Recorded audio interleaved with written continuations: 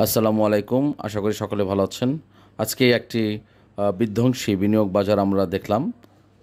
আসলে আমি যে কথাগুলো সবসময় বলে আসি যে এই বাজারে সূচকের পরিবর্তনের সাথে সাথে আমরা কোনো অবস্থাতেই ক্লারিফিকেশন অথবা আমি যদি এই কথাটা বলতে চাই যে কি এ ক্যাটাগরি, কি বি ক্যাটাগরি, কি জেড ক্যাটাগরি, কি প্রিমিয়াম লেভেলের শেয়ার, কি হাই লেভেলের শেয়ার, বা খুব ভালো কোম্পানি, ভালো ভালো কোম্পানি, যারা টপ লেভেলের কোম্পানি বলে যারা সারা বছর আমাদেরকে মুখে বুলি দেন তাদেরকে বলছি, আজকে বাজারে দেখুন, যদি আজকের এই দিনগুলোতে যদি ভালো যেই কোম্পানিগুলোকে নিয়ে আমরা সবসময় গর্ব করে কথা বলি, তারা যদি দাঁড়িয়ে থাকতে পারতো, সেই সমস্ত বিনিয়োগকারীগণ যদি আজকে দাঁড়িয়ে থাকতে পারতেন, তাহলে আমি তাদেরকে অ্যাপ্রিসিয়েট করতাম।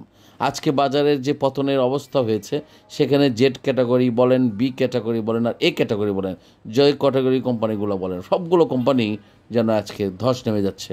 তাহলে আমাদের কোম্পানিগুলোকে ক্যাটাগরি বলা এখানে আমি কতটুকু দৃষ্টিসঙ্গত আমি বুঝতে পারি না। আমাকে কিছু মেসেজ এসেছে যে ভালো ভালো কোম্পানি নিয়ে আলোচনা করেন। আমি আপনাকে অনুরোধ করে বলি, আমাদের বাজারটা হচ্ছে একটি সেনসিটিভ বাজার, আর আমাদের বিনিয়োগকারীগুলো হচ্ছেন আরও বেশি সেনসিটিভ, খুব বেশি ইমোশনাল।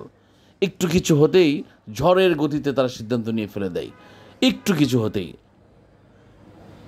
আজকের এই বাজারে যে চিত্র আমরা দেখেছি, এখানে কোম্পানিগুলোকে কীভাবে ক্লাসিফিকেশন করবেন, যে কোনগুলো ভালো কোম্পানি, কোনগুলো খারাপ কোম্পানি, কোনগুলো এ ক্যাটাগরি, কোনগুলো বি ক্যাটাগরি, এখানে তো আসলে ক্লাসিফিকেশন করার কোনো সুযোগ রাখে নাই।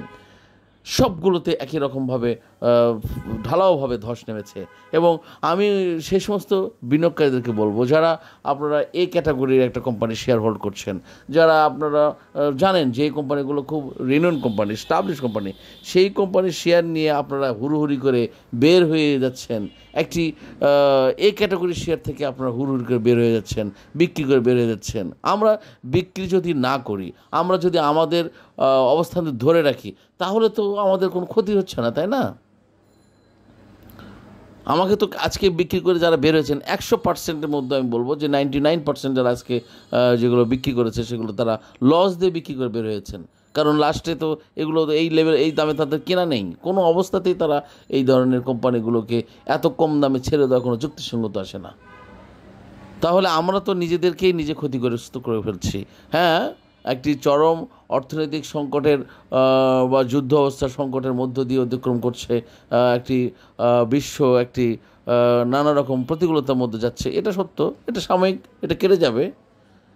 এটা নিয়ে আমরা বিচলিত হয়ে আমরা নেগেটিভে বা আমরা দরপতন করে বা আমরা কম দামে বা আমরা লস দিয়ে বিক্রি করে বের হয়ে যাওয়াটা কি আপনার কাছে মনে হচ্ছে যে খুব বেশি নিরাপদ? হ্যাঁ, এখন আপনি যদি মনে করেন যে আমার মূলধন কমে যাচ্ছে, নেগেটিভ হয়ে যাচ্ছে, অতএব আমি বিক্রি করে যতটুকু পারি সেভ করে নিয়ে আবার কিনবো, ভাই এটা আপনাদের ডিসিশন, এটা আপনার ডিসিশন। আপনি যেটা কিনবেন পরে যে সেটা আরও দাম কমবে না, এটা আপনার ডিসিশন। আমি কখনোই আমি লস দিয়ে বিক্রি করার পক্ষে নয়। যতই ক্লান্তি লগ্ন আসুক, যতই খারাপ সময় আসুক, আমি এটা ফেলে রাখবো। এটা যতদিন আমাকে প্রফিট না দিবে ততদিন আমি এখানে হাত দেব না। যতদিন পর্যন্ত আমার প্রফিট না আসবে আমি হাত দিব না। আমি যদি সুযোগ পাই আমি এটা অ্যাভারেজ করব, আমি যদি সুযোগ পাই আবার কিনে এটা অ্যাভারেজ করব, এবং এটাই হলো আমার চূড়ান্ত সিদ্ধান্ত। এখানে বিচলিত হওয়ার কিছু নেই, কারণ আমরা জানি এই বাজার সেন্সিটিভ বাজার, এই বাজার ইমোশনাল বাজার, এবং আমাদের বিনিয়োগকারীগুলো প্রচণ্ড ইমোশনাল। তারা অল্পতেই এবং খুব তাড়াতাড়ি হুটকারির মাধ্যমে সিদ্ধান্ত নিয়ে তারা বের হয়ে চলে যায়। আবার কি করবেন, যখন বাজারের ঊর্ধ্বগতি ফিরে আসবে তারা আবার কিনে নেবে, যেটা বিক্রি করে গেছে সেটা আবার কিনে নেবে, কিনে নিয়ে আবার আটকে যাবে। আমি এইটা নিয়ে আপনাদের সাথে আগেও আমি বেশ কয়েকবার তথ্য দিয়েছি। যখন দেখবেন যে এটা 2 টাকা, 5 টাকা, 10 টাকা বেড়ে যাচ্ছে, তখন আবার লাস্ট লেভেলে কিনবে, আবার পড়ে যাবে, আবার উনি লস দিয়ে বিক্রি করে যাবেন, আর উনি গল্প করবে যে বাজারে এসে আমার সব শেষ হয়ে গেল। হ্যাঁ, এইভাবে সিদ্ধান্ত নিলে তো সব শেষ হবে। আপনি একটা সার্টেন অ্যামাউন্ট নিয়ে বাজারকে ইনভেস্ট করুন, এবং আপনার মনে করুন যে আমি এই টাকা আমি এখান থেকে লস দিয়ে বিক্রি করে বের হব না। আপনাকে কেউ জোর করছে না ভাই, আপনাকে কেউ বাধ্য করছে না যে আপনি এটা বিক্রি করে বের হয়ে যান। আপনি আপনার কোনো অবস্থাতে এখানে আতঙ্কিত হওয়ার কিছু নেই, ভয়ের কিছু নেই যে এই মার্কেট ধ্বংস হয়ে যাবে, মার্কেট শেষ হয়ে যাবে, মার্কেট আর কোনো দিন চালু হবে না। Not like that. ইনশাল্লাহ যারা ধৈর্য ধরে থেকেছে তারা লাভবান হয়েছে। এই আপনার এই বাজারে দেখবেন যারা লাভ করে তারা কিন্তু চিল্লাচিল্লি করে না, আর যারা লস করে তারা বেশি চিল্লাচিল্লি করে। ঠিক আছে? এটা আপনারা খোঁজ নিয়ে দেখবেন যে লাভ কারা করে। হ্যাঁ, আপনারা হয়তো অনেকে বলে যে কেউ লাভ করে না, এটা ভুল কথা, আপনারা জানেনই না।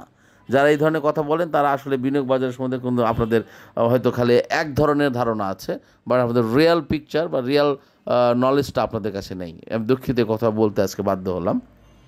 আর যেহেতু শিরোনামে দিয়েছি যে আজকে নতুন বিনিয়োগকারীদের জন্য উৎকৃষ্ট সময়, ইয়েস, বাজার যত পতন হবে নতুন বিনিয়োগকারীরা তখন উৎকৃষ্ট সময় হিসাবে ধীরে ধীরে আপনারা এখন অল্প পরিমাণে যারা একদম beginner of the investor of this market, those are planning to join, যারা আসার জন্য চিন্তাভাবনা করছেন, মনে রাখবেন অর্থনীতিতে একটি কথা আছে, অর্থনীতির এই ভাষাটা কিন্তু আপনাকে বুঝতে হবে। বিশেষ করে বিনিয়োগ বাজারের জন্য উৎকৃষ্ট, যখন বাজারে সাপ্লাই বেশি হবে তখন কিন্তু আপনাকে অল্প দামে কিনে নিতে হবে এবং আপনাকে এটা নিয়ে হোল্ড করতে হবে। এই স্টক মার্কেটে এটা কিন্তু একটা মানে ইমার্জেন্সি ল, এই আইনটা আপনাকে জানতেই হবে।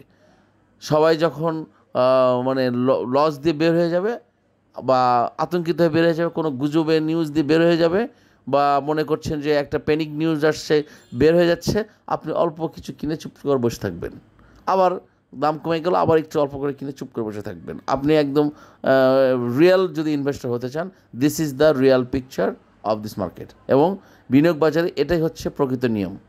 আমি আপনাদের সাথে এর আগে আলু স্টক মার্কেট নিয়ে কথা বলেছি, পেঁয়াজের স্টক মার্কেট নিয়ে কথা বলেছি, রসুনের স্টক মার্কেটে কথা বলেছি যে আজকে আমি 20 মণ, আমি যদি এই যে সিজনালি 20 মণ আলুর যদি আমি স্টক করতে চাই তাহলে আমি একদিনে বাজারে গিয়ে 20 মণ আলু কিনবো না।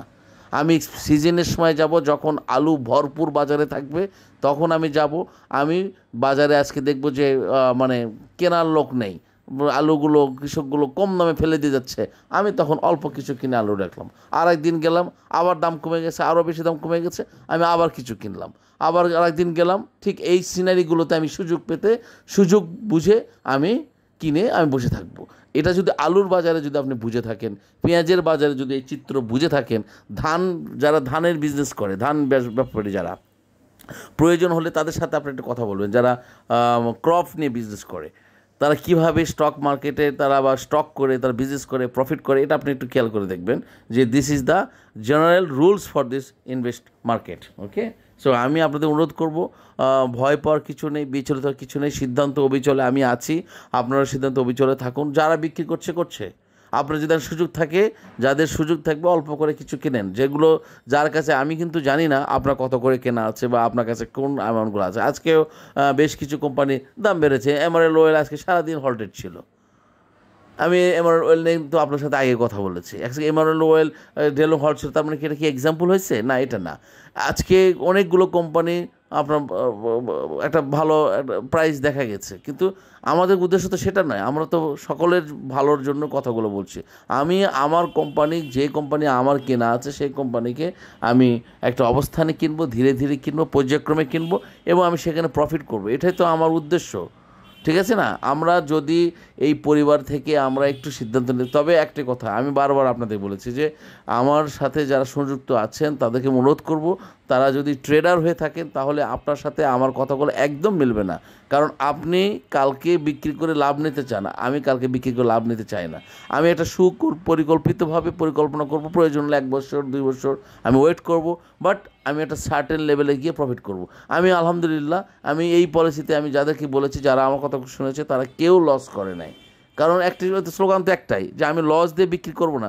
সুতরাং আমার ভয়ের তো কিছু নেই, নেগেটিভ যা হোক আর যে অবস্থা থাকুক, মানি আমার তো থাকছেই। আমি যতক্ষণ না পর্যন্ত বিক্রি করছি না ততক্ষণ পর্যন্ত আমার ক্যাপিটাল আমার কাছে থাকছে। এটা নেগেটিভ শো করুক, সমস্যা নেই তো, কারণ এটা তো পজিটিভ হবে। There is opportunity, the chance wills come, এটা তো আসবেই ভাই।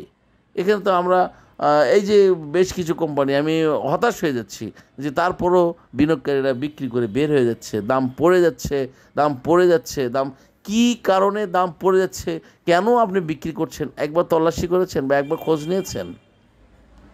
আমি আপনাদের আগে ভিডিওতে বলেছি ডিভিডেন্ড এবং ইপিএস রিপোর্ট হচ্ছে এক ধরনের মরণ ফাঁদ এই বিনিয়োগকারীদের জন্য। এই বিনিয়োগকারীরা এই মরণ ফাঁদে পা দিয়েই ধ্বংস হয়ে যায়। আর আমাদের দেশে বিনিয়োগকারীরা কেন মরণ ফাঁদে পা দেবে না? যদিও এই ডিভিডেন্ড এবং ইপিএসটাই হচ্ছে আমাদের পি রেশিও, এগুলোই হচ্ছে মানে একটি কোম্পানির ক্যাটাগরি মেজারমেন্ট করার জন্য, আপ বা গ্রোথ বোঝার জন্য, ফান্ডামেন্টাল স্ট্রাকচার বোঝার জন্য, আপনার প্যারামিটার বোঝার জন্য, এটাই কিন্তু মূলত মুখ্য বিষয়।